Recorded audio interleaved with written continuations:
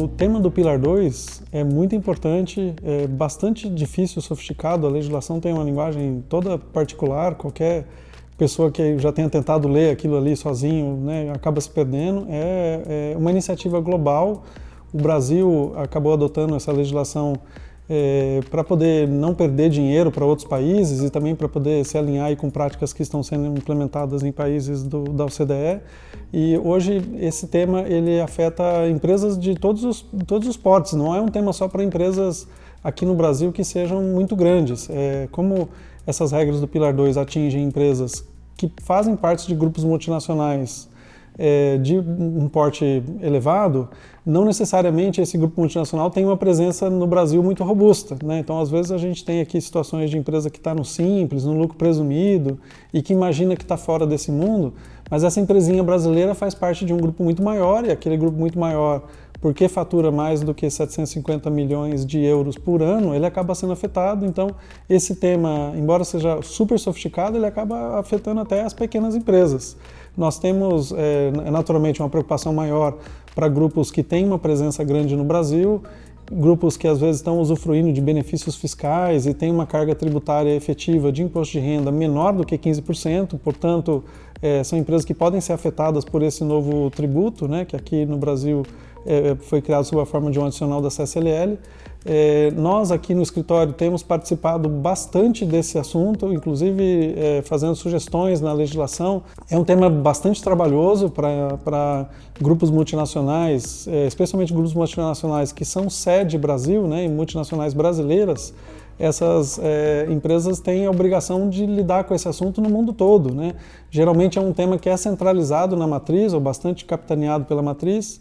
Aqui no escritório nós temos trabalhado bastante para atender multinacionais, nós temos uma expertise específica, o KLA é a única consultoria do Brasil credenciada para operar a ferramenta Global Minimum Tax do Orbitex. A gente então tem feito projetos de escala global, nos quais a gente auxilia multinacionais brasileiras sediadas no Brasil para fazer os cálculos de todos os países onde essas empresas estão instaladas.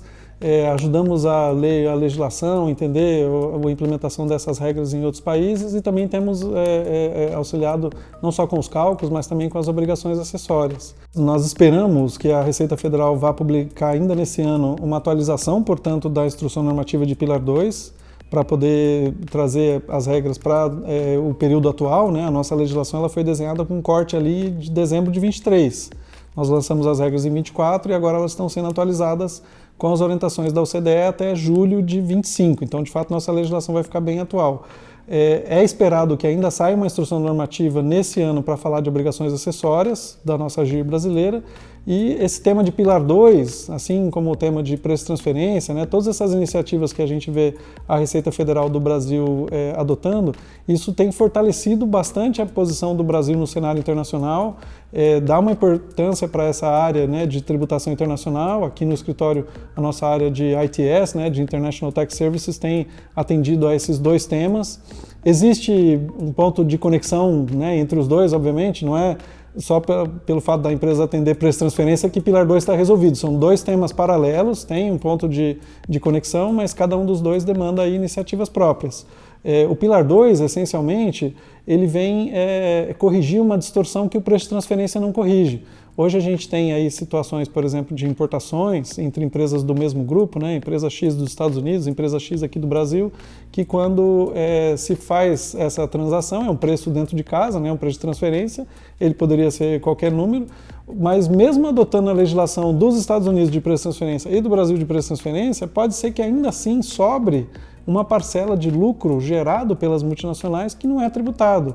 E esse delta, né, esse lucro residual que é gerado nos grupos, mediante práticas de planejamento tributário internacional sofisticados, poderia estar sendo direcionado para países de baixa tributação. Então, o Pilar 2 ele vem corrigir essa distorção, trazendo mecanismos ultra sofisticados e complexos para resolver lacunas aí do direito tributário internacional e das legislações dos países.